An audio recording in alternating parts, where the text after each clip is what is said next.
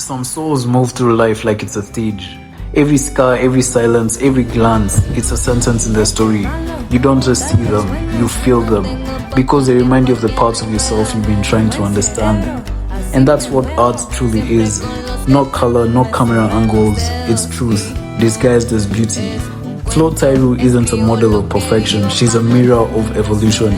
She doesn't create to impress, she creates to heal. When she speaks, it's not performance, it's permission. Permission to feel again, to question again, to dream again. She's a calm in the noise, the kind of woman whose presence feels like the universe remembering itself. So tonight we're not talking trends, or fame, or filters. We're talking frequency. That invisible vibration that separates those who exist from those who impact. Filmed inside the NIT Studios, this is the What Even podcast, where truth sounds beautiful and beauty finally sounds like the truth.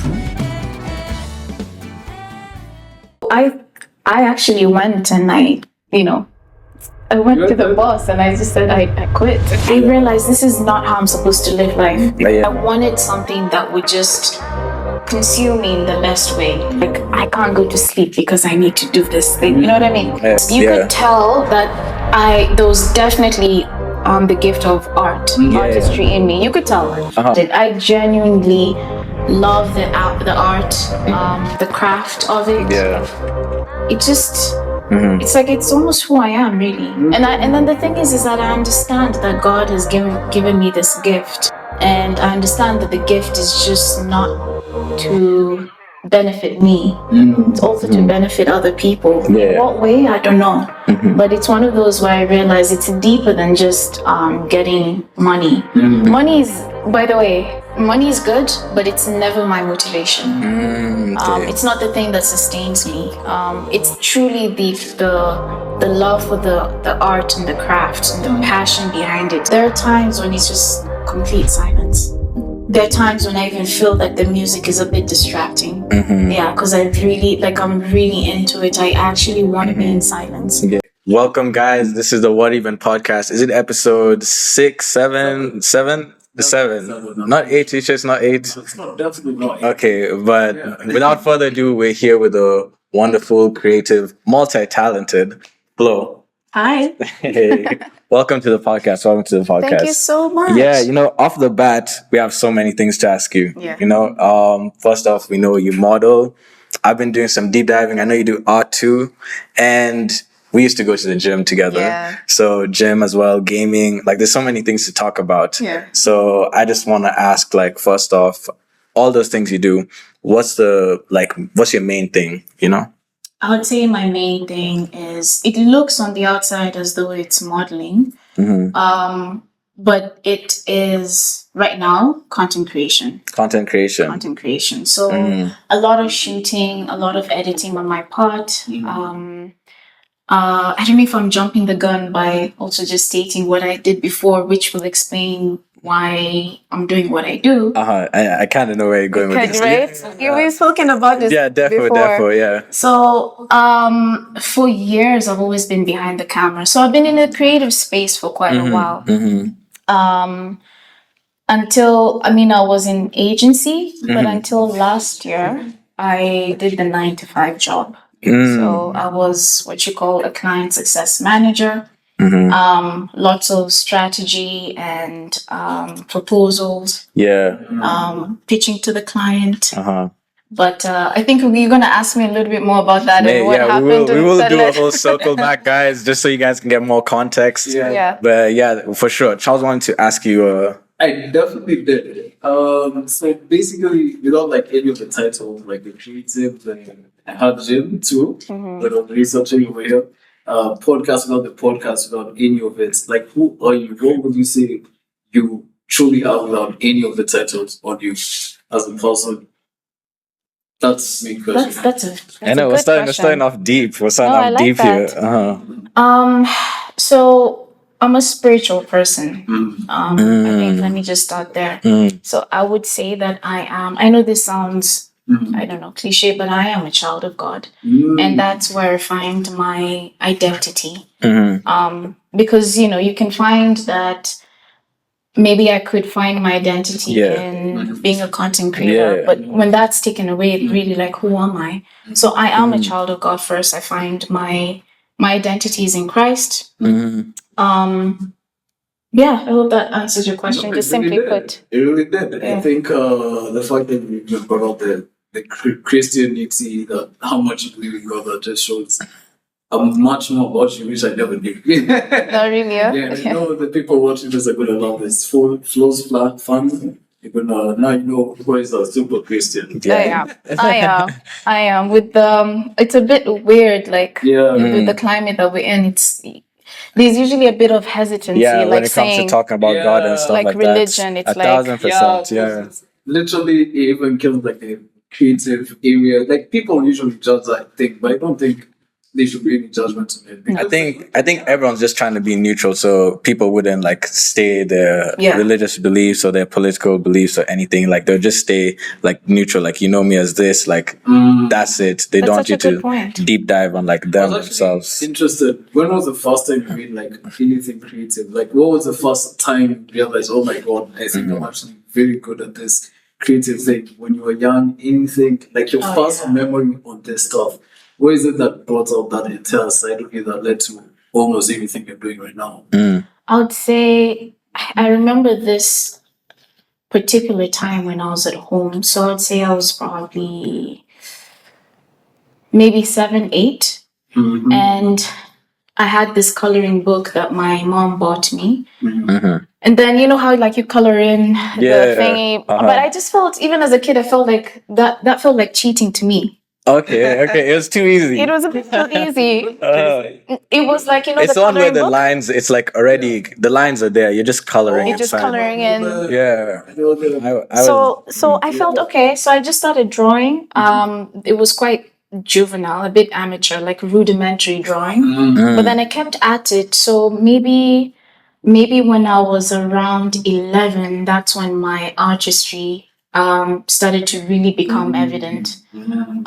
To the point when I was in high school. So there was a leap, which was funny. Started like, you know, drawing, sketching. And then I went into watercolor. So when I was in year 7, I just felt like I needed to challenge myself. And there was an evident leap where I actually did a really good watercolor piece. And then when I took it to the teacher, she actually couldn't believe that I did it. Now it wasn't like a positive thing. She actually genuinely believed that it wasn't me. That's giving me PTSD. I have a story on that for me as well. But and it's funny. I don't know why. Over the years, I've always had such experiences where the teacher never really believed in me, except maybe when I was in uni. Like one of the lecturers who was really good. So one, I hated school. I don't know. I don't think it suited me. But but what was funny is if the teacher was good, I would actually excel. In whatever subject I was in. But particularly when it came to art, that was always my story. So it felt almost like I was an underdog, and the positive side of it is I realized that I had to believe in myself first. So I found out there was always that thing where I needed to prove myself to get validation from external. I spoke about this actually in one of my vlogs, and being a content creator, putting yourself out there, it's not easy. Definitely not. It does. It's a lot of vulnerability as well. Dude. So can you imagine if you don't, and you're always chasing external validation, waiting for people to say, "Oh my God, you're good." True. So that's something that I had to pinpoint, and I had to sit down with myself and say, "Okay, Flo, I think it's about time. I know you had these past experiences, especially with art teachers who just never believed in me. But right now, you have to believe in yourself first. And it doesn't care if they think it's good or not. But it does feel nice when someone says it's dope.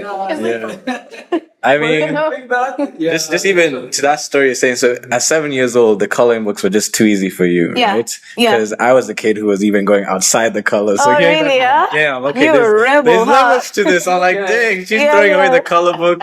But you said year 7 was when the leap happened. So like you weren't as good, and then you made like a fire piece, or what was it? Yeah. So you could tell. So how do I put this? You could tell that there was definitely the gift of artistry in me. You could tell. But then there was a clear leap where to the point the teachers actually was shocked, discrediting me and saying that it can't be you, that it can't be me. And I don't know how that leap happened, because it was 2-dimensional art pieces to watercolor, and me innately understanding light, shadows. When you bring the light shadows, and then it looks much more realistic. And then the body anatomy. So I started including muscular curvature, and the teacher was just like, do you still have this piece? Because I want to see it now. I know. I might even show some of them. Maybe. Dude, I think I have to. I'll ask my dad. But I do have I wish I actually brought it. That's what I'm saying. But, I want to see this piece. No, but not that particular piece. But there's one sketchbook that I have when I was 17. That was also where I was just really playing around with. I was trying to get really good, and I think that's when I was intense. I would just draw every single day. Okay. Yeah, I hear that. I think we really share this artistry, because also he does art too. Yeah. Oh, so we're a bunch of. Artists here, man. I mean, me not as much as you two, but like still. Nah, I mean, I've worked with you before. Yeah, okay. I guess art in different fields, not necessarily like pen to different mediums. What I really liked about what you said is the belief needs to start with yourself. Like if you don't believe in yourself, you can't do most of those things. You have to like see the picture ahead of time, which I really love. Definitely. Like when you say that, I definitely relate. I think the next one I have is what's part of being a model? What's the worst part? Yeah. So I think, especially if you're an artist, you, at least for me, I'm aware what angles look best, what style suits me the most. So sometimes when it comes to some shoots, they completely dress you up in a way that's like, dude, this is just not me. I hear that. And the thing is that I'm not a high fashion model. I'm more commercial. So, I've got like the soft features. So there's particular styles that look best to me. So there's that element. It's let me be honest. So whenever I go for, like, particularly where I'm the model and they're using my image and likeness, there's some insecurity that comes up because you got the job because of how you look. So funny, one of the reasons why I don't like modeling, why it's not the dominant thing, is because I don't want necessarily my looks to be the focus. I don't want it to be at the forefront. I'm always thinking about, okay, how do I look? It can really get to you. So I do it once in a while. Like if you check my Instagram, it's always I'm the one to dictate my, how I shoot. I like more natural, less manicured styles, you know what I mean? But does that make sense? You just don't want to be, I guess for women as well, you don't want to be associated with just a pretty face and all that stuff. It's just like a general thing that happens like throughout the world. Because like I think people like let models be models because of that certain thing, which is not the case for most cases. Because there's still a lot of hard work to get to that point. The way you pose, definitely. The way the things that you learn that you have to be in front of the camera to be able to, deliver to that specific client. So at the end of the day, like beauty is a part of it, but at the end of the day, there's still hard work. And I feel like that feeling is a feeling that comes in anything you're doing, like even business. When you're doing business, you're still afraid, you're still insecure about how did I get here or anything like that. What's the name of that? But for me, I'd say the focal point in terms of just the worst thing. It's not like I hate modeling or Yeah, and for all sure, that. for sure. It's just the focal point you become so hyper aware about your looks. I get you. So, you got the job because yes, there's confidence. And by the way, there are some jobs that you actually get because of just how confident you are. But there's an element of your looks, and I just don't like really indulging in. I look this way. Okay, then let me ask you. Yeah. What's part aside? What's the best part Of modeling. Yeah. I mean, this is the vain part of it. Okay, say it. It's like a tool. It's like Yeah. a coin with a different flip. Yeah, literally. So you got the job because of how you look, and you are, especially when you're paid a lot. It's like, damn. Yeah. Okay, I'm like that. That's what you're saying. It's like it's easier. It's not easy, but it's easier because I've gotten paid quite a bit of money, even more than I did the 9 to 5 job, which off one shoot. just one shoot. No way. Just one day. No, I was pocket watching, guys. She was making a lot of money.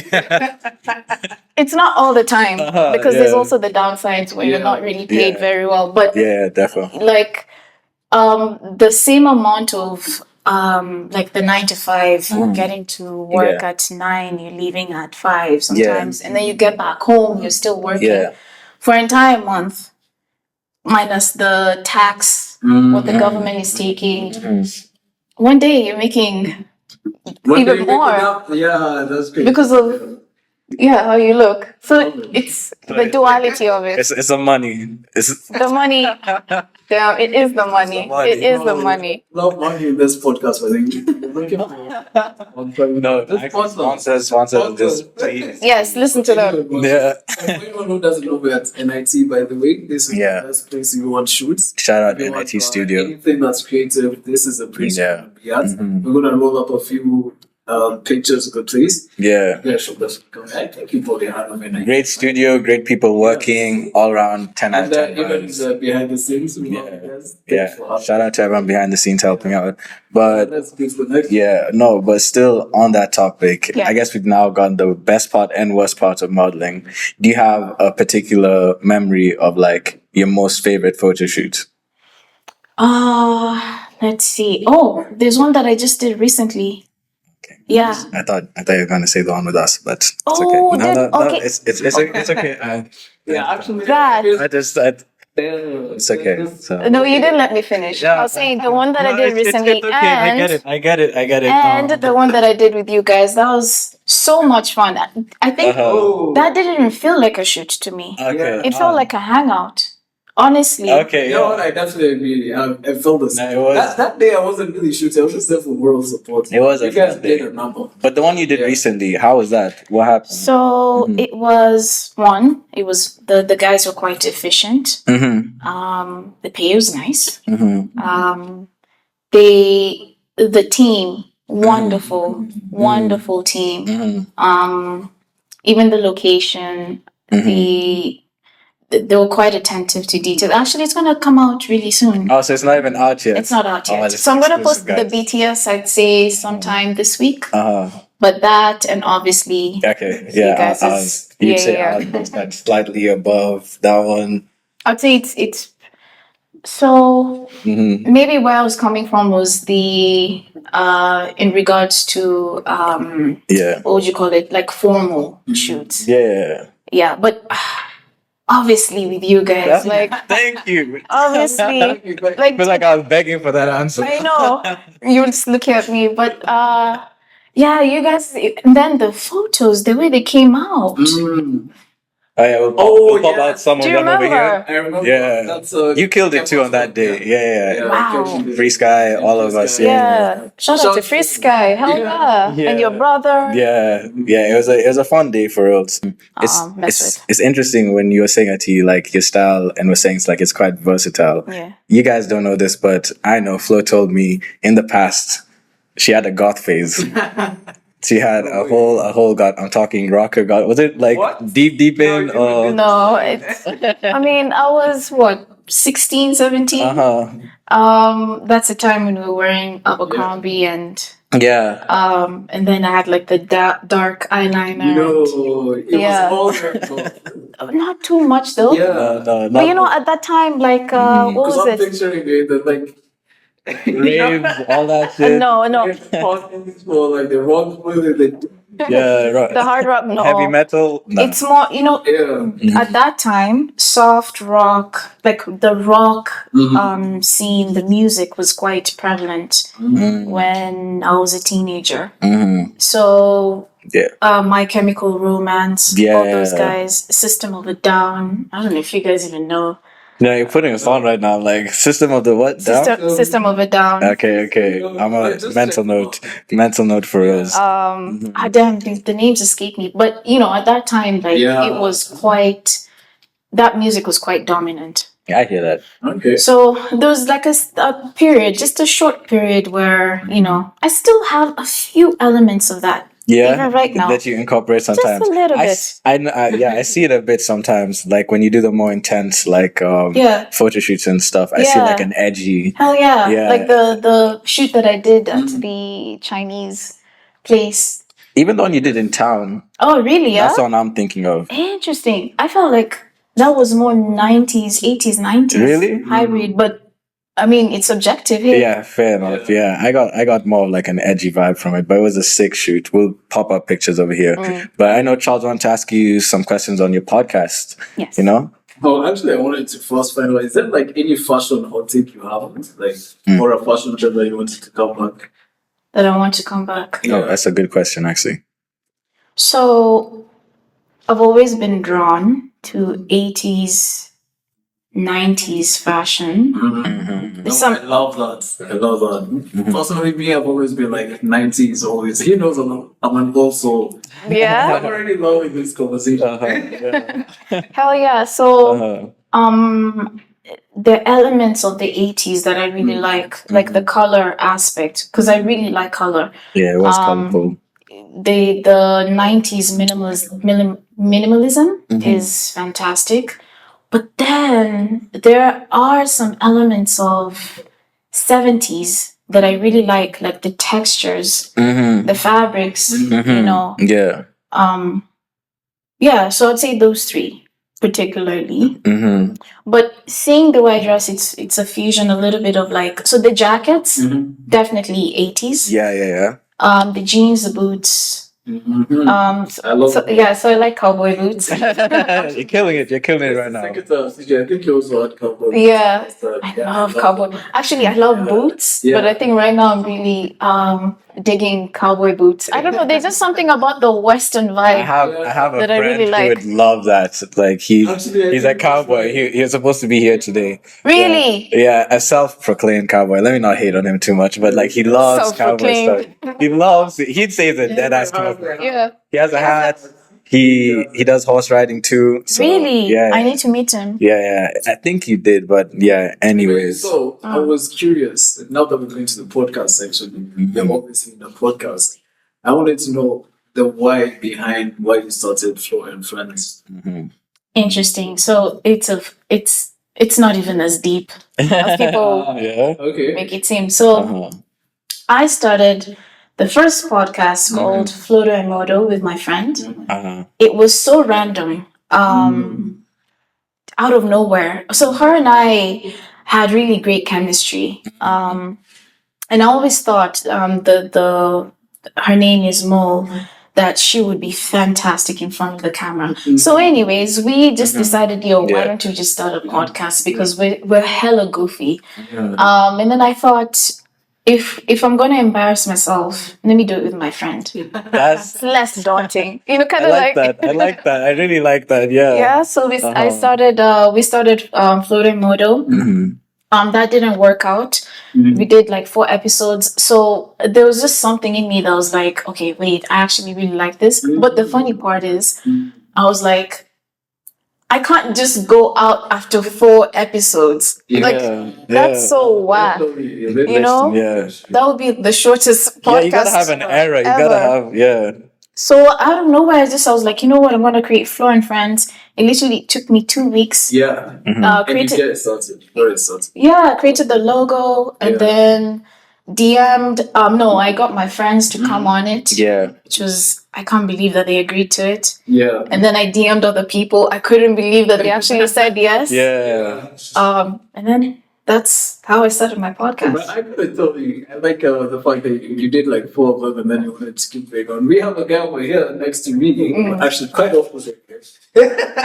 What's like, Charles, my film is for 10 episodes. Really? I was telling him about a 12-episode contract, and then we'll talk about renewing after. But this guy we have to 30, bro. Yeah. Charles is like more of like the all or nothing. I'm the same. And I'm more of like the just going with the vibes type of thing. That's a good balance. Yeah, it is. That's a very good balance. Mm-hmm. Yeah. Actually, now I was curious. How do you usually like get your guests? Is it like I guess you said friends, right? Just friends. No. So the first 4 episodes they were my friends. Then the other influencers, I don't know them. Oh, what? Yeah, dude. So I just DM'd them. I was like, yeah. Let me see. When I tell you, like, you just have to do it. Yeah. So I tell them, like, hey, let me see how I would actually reach out to them. I'm like, hey, you all right? I'm having this I'd love for you to come to be on, this episode. Yeah. And then I just wait. And then they say, yeah, when do you want to do it? I'm like, shoot. Oh, because they agreed. And I never thought that they would agree. You didn't think to answer. You just shot the shot. Yeah, I was just like, Yeah, let's see what happens. Let's see what happens. And then they agreed to it. And I'm like, so I'm actually doing this. Yeah. Now you have to actually plan. I actually have to stick with it. So that's I just reach out to them. And I love your podcast. I've seen you a lot of good guests. So, we're trying to get that. You really had me because it's called Flo and Friends. Yeah. I thought like, oh, Flo knows all these influencers. I'm like, huh? No. I really thought so. But when they come on Flo and Friends, they become my friends. Okay, yeah, I get that. Yeah. That's what usually even happens with us. Yeah, true. Actually, most of us are friends. Shout out to all our past guests for reals. Yeah. So, what makes you keep going?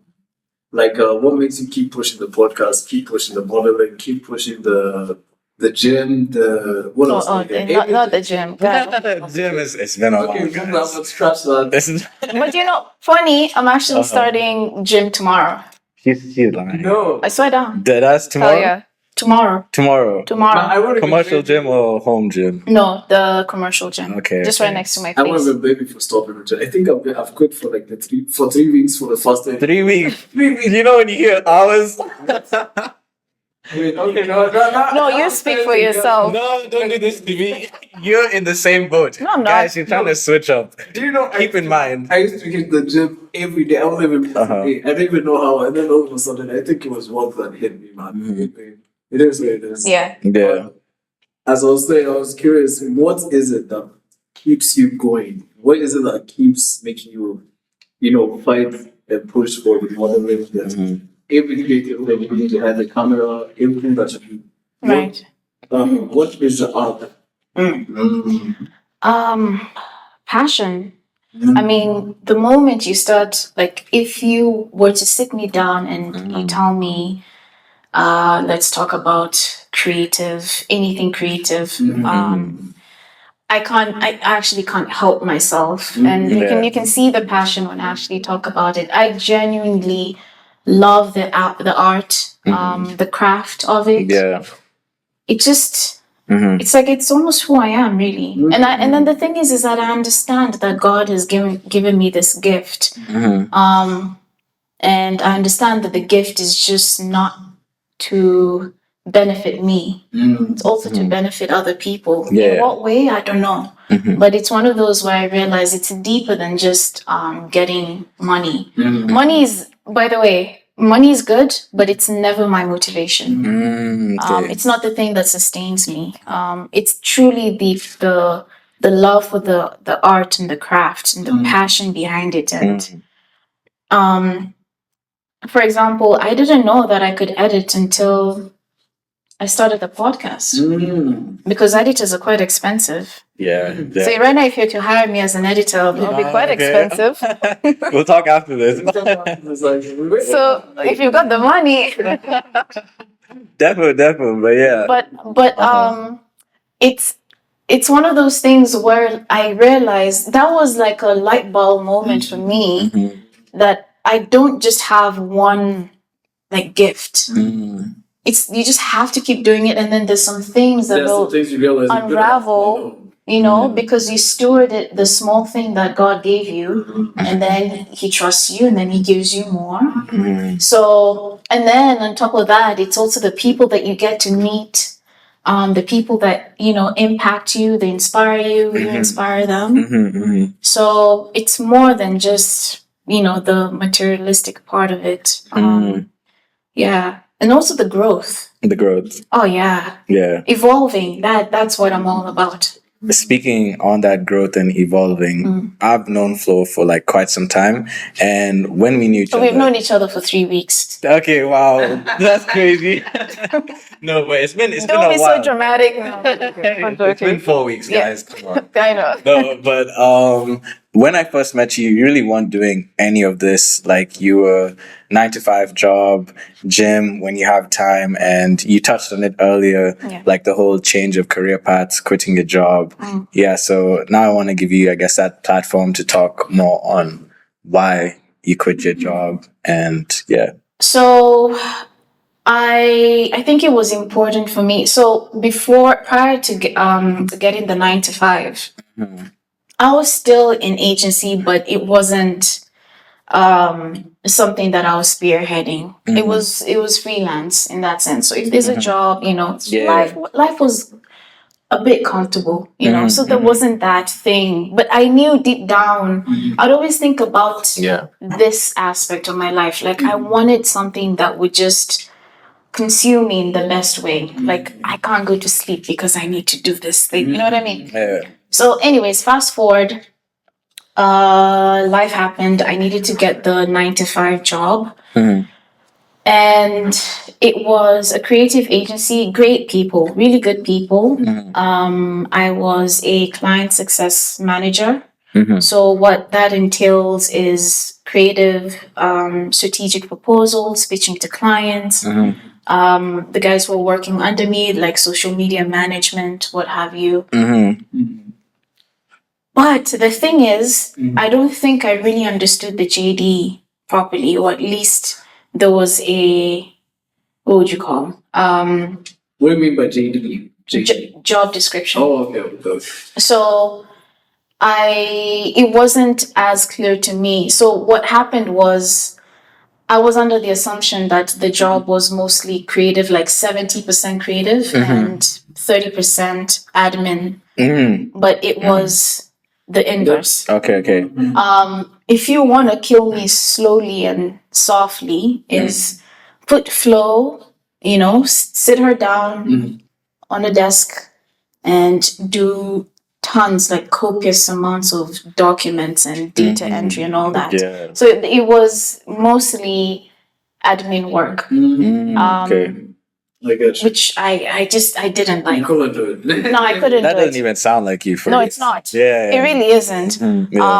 But it was important that I went through that. Again, I don't want to demonize the 9 to 5 because there's some people who thrive doing the 9 to 5. I'm just not one of those people. Yeah. I started getting like what would you call it? The Monday blues, like the dreaded Monday. The week has started like. No, it was real. Yeah, and I realized this is not how I'm supposed to live life. Yeah. So the way I quit my job was quite dramatic, as usual.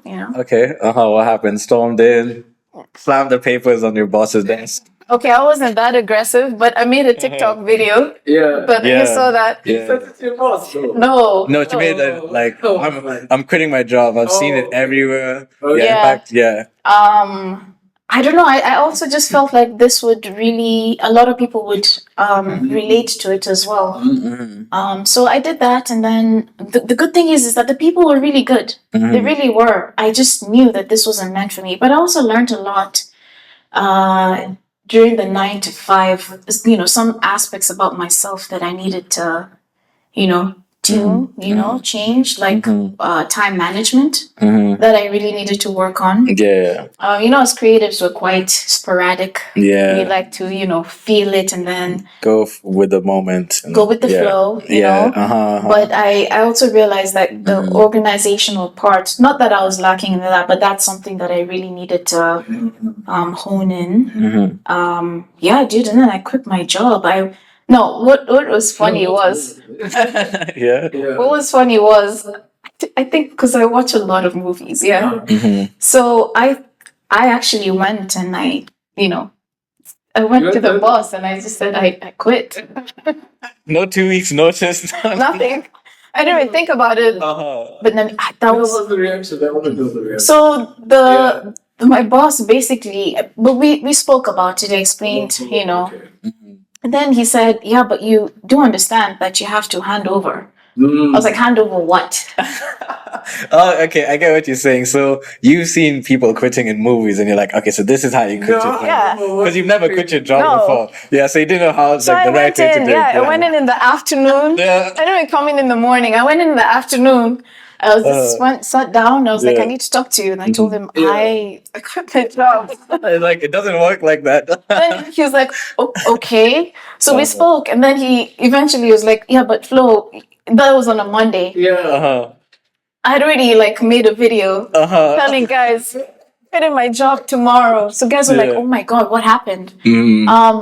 But he was really understanding. But I was very clear that I am not coming back to the office. I couldn't do it. I couldn't do it. But then I handed over, I did work at home. It was so nice. Okay. So nice. So I'm working from the couch. You're still working for them until you handed it over. No, until it was just a week. So out of the week, it was about maybe 3 days. Okay. Yeah, and then drafted the email. I was like, oh damn, I have to do an email. Yeah, now you have to make it professional and everything. Get professional. The very understanding, and then dude, quit my job.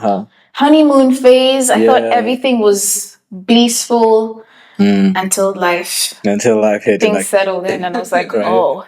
That monthly paycheck didn't come in oh dang. Okay. Yeah, dude. Yeah, now I have to work twice as hard. It's not like contract. You were under. So what was funny? I almost premeditated. I had bouts of temptations when I'm with the client, and I'm actually daydreaming of, I think I'm gonna storm out of this office. I think I'm gonna quit this job. Then I'm like, Flo, you need to chill. So what was funny is that I never signed that contract. I never renewed it. And I think subconsciously I knew I was gonna quit that job. And it was the more time. Funny, what date is it right now? It's the 6th. Yeah, I quit around this time. This time. Yeah. No, exactly this time. No. Yeah. For real? Hell yeah. You gotta celebrate. So yeah, it was, I think, premeditated to some degree. So I never signed the contract. Okay. And they sent it to me. No way. Yeah, and I was just looking at it, I was like, Okay, I hear that. In the last episode we had, 2 episodes back, yeah, we had a guest called Omar, right? I don't know if you know him, but while we're talking, a conversation came up on what women want, and we were 3 guys in the podcast, so we had no clue. We had. Who asked the question?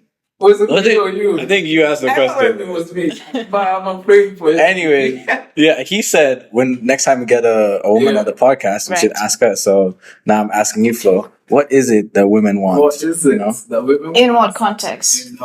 In a man, I guess. Yeah. Oh, in a man. Totally, man. I would say this. I wouldn't want to generalize it, but personally, first and foremost, I would say, because I mentioned that I am spiritual, so I'm anchored in God. So I'd want them to be the same, because when you find and it's not someone who just says I love God. I mean, truly, with their actions. With actions, yeah. So in that aspect, you find that the character is upright. because they're not even doing things because of what society will think of them. They're doing the right things because of God, because of they care about what God thinks of them, just the same way I care about what God thinks of me. Right? It's one of those things where, sometimes you wonder, how can you do the right thing when no one is looking? Right? The only way you can do that is if you truly care about what God thinks of you more than what society thinks. So you're not doing the right things out of fear. It's like, oh my God, if I don't do this, I might get caught. It's like, no, this is the right thing. So anyways, character. They have to be anchored in God, because now when it comes to character, that's taken care of. What other thing? I'd say for me, there's an aspect of ambition, or rather, I wouldn't even necessarily categorize it as ambition. I'd say drive, or this aspect of drive, but they also have to be passionate and care about what they do, because there's something attractive about someone that actually really cares about what they do. No, so you're not telling them, "Hey, you need to do this." They're They have because they have something. purpose. Yeah. Well put. They have purpose. so it's man of God, purpose, and is there a third one, or those are like those two for you? So you're asking what I guess I'm looking for. I mean, there are many things, but I'd say, gosh, this is quite a. Yeah, this is we're getting into the relationship side. Oh, okay. So, what other thing? I'm surprised. No 6 foot. None of the vague stuff. 6 figures. None of that. That is like, not that I don't care about looks, but it's not a priority for me. Yeah, it's not. It would be nice. It would be quite nice, but nah, it's not. It's not. I think for me, I'm very persuaded by someone who has character. They are anchored when they say. Then the words align with their actions. They mean what they say. You know what I mean? Yeah. A man of the word. Right now, words are so empty. People just say things that they don't know it. right? Yeah. They believe in what they say. They don't just say things so that they're perceived in a certain way. Have you met people who they can sound quite wise, but then there's just something in there, you just don't know what it is. But it's like, but you don't believe in what you're saying, I can tell. So when they speak, the way they move, well, they're talking, like, I can tell the energy. Yeah, and someone who's not also swayed easily. Like they stand on what they believe in. Yeah. I think that's a beautiful answer. And then the 6 foot and then That's what we're waiting for. that's what you want to hear. Patience. Oh, dude, but also humor. Oh, okay. Oh, yeah. Humor is like there's just something about being witty that is just like, damn, where'd you get that from? Yeah. Now, on to the next one. Should a relationship be 50-50? Which is a hot topic. 50-50 in terms of, I'm giving 50, you're giving 50. 50 or what? Like, I guess he's trying to say, like, the whole relationship. This is Mr. Split the Bill right there. No. Oh, you're one of those? Imagine, can you believe this guy, Mr. Split the Bill? He was supporting me in the video. Now he's switched off. Okay, this topic has got hot because in the previous, was it like 3 episodes ago? And I said, when you're with a girl on a date, and she offers to split the bill, it shows something rare because not many women do. However, this is in terms of the man already having money, and she knows that the man has money, and she still offers to split the bill. So it shows like she's not like almost interested in this guy because of that aspect. That's what I was saying, but I see. Wasn't asked, man. Oh, really? Yeah. Comments ate him alive. No. The girls are not like that. However, there's much more to it. It's just not that aspect that's being looked at when I was saying this. So basically, the main question being, should a relationship be 50-50, even without the split in the bill stuff, like generally? Right. Yeah, it's definitely a nuanced question, but I would take this perspective even before we're talking about splitting the bill, because when you look at the relationship through that lens, of money, it becomes a power dynamic. I would say let's just remove that aspect first. So, would you do the same thing since you guys are friends? Do you guys like approach your friendship through like, now this is 50-50? No, really. Really? I mean, the way me and my friend group move, we typically always like just ball on a budget. So it's basically like we just like go with the flow. We don't keep score basically. There we go. Yeah. So there are other aspects of the friendship that are not tied to money. And I don't even believe in like doing 50-50. I think it's 100-100. Right? Wow. So if you're in a relationship, I would actually take the approach that this is actually a friend. And why is it that friends actually their friendships last longer than relationships? It's like no romantic relationships should be like this and friendships should be like this. But I think romantic relationships should first start as friends, and at the end of the day you should treat each other as friends. So there's love, the other attributes. So it means that money is not even an aspect. It's like, no, I got you. I mean, what about there are times maybe the guy doesn't have money, then what? I think when you approach these topics or even just the relationship aspect through a materialistic lens, it now invokes power dynamics. And it becomes where you have to keep score. Is there an aspect of where men should, in some sense, protect and provide for women? Yes, but it should not be forced by women.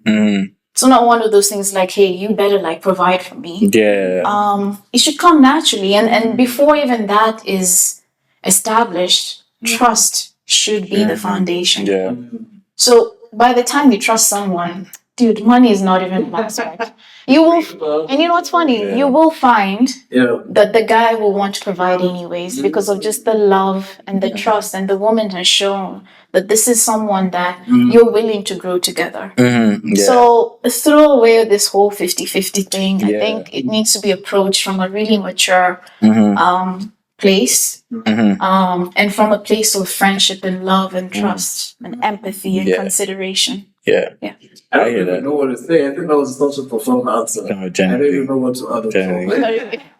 I could shed a tear. That was actually genuinely. Because I think she's brought up something that we overlook sometimes, but it's there genuinely. Like you can see it.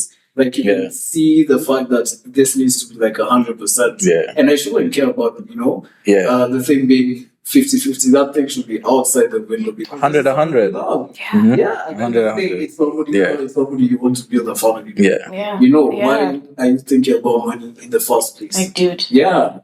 And I think, so thank you for that one. I'm going to be carrying that one by the way. 100-100. On still relationship stuff, right? Let me ask you, Flo. I'll also come to you, Charles. So be prepared with an answer. Ooh, okay. Charles. Right? Hot seat, it's coming. How should a guy approach a girl, in your opinion? Ooh, damn. Such a broad question. What's like a good way? You want to say how not to approach a girl? Would that make it easier for you? No. Okay, then how should a guy with respect? Where you approach her with where she can tell that you there's curiosity about what she's interested in. You're not objectifying her. You're not approaching her because yes, you can approach her because she is beautiful. It's not bad, but that shouldn't be the only thing where she feels like you're only approaching me because of the way I look. So there should be respect, curiosity. There should be patience. It's like, let me be your friend first. By the way, you can say, yeah, I want to be your friend, but I do like you, but I'm going to be your friend. I'm going to take this slow. So Are you taking notes? Are you guys taking notes? respect, dude. It's honestly, it's very similar with how you approach. How do you make friends? Yeah. Yeah, dude. Mutual interest, and then add a convo in there. And there's respect, isn't there? That's how we became friends, no? Yeah, it is how we actually became friends. 3 weeks, 3 week relationship. Just just 3 weeks. You know, he says 4, but hey, you know, now that I think about it, Damn, it was 2 weeks and 5 days. Okay, we're coming to 3. Yeah, how? No, but Charles, you, I guess now flip. How should girls approach guys? To be honest, from your experience. I want to hear this.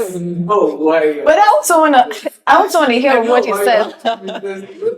Oh my god, I don't know. To be honest, if a woman is to approach a man, I think for women, it just doesn't have to be something that's provocative in anything that's in a negative light. So if she comes, she's nice. She says that she thinks you're maybe cute, or she thinks that you're maybe an intelligent person. Maybe she knows you from somewhere. If she comes and talks to you in a nice way, it's the best way. There's no specific way that is bad, as long as she's doing it in a natural sense. Because necessarily, and usually, it's usually the man to approach the girl. But when the girl approaches a man, the minimum is enough. Because it doesn't happen. Yeah, girls don't really shoot their shot. And she does it in a natural manner, without any aspect of awkwardness, in some sense. It's going to work. That's my opinion on it. Okay. Let's move on before you guys ask me. Pablo, what? I want to hear what question. No, wow, you guys can't be flipping the script on me. We are.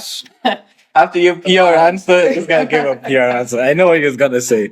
Okay, for me, how should honestly speaking, don't come up to me telling me you think I'm attractive if you're not ready to meet my parents that day. That's how intentional I am. I'm not ready to meet my parents. We're going to the church at 5.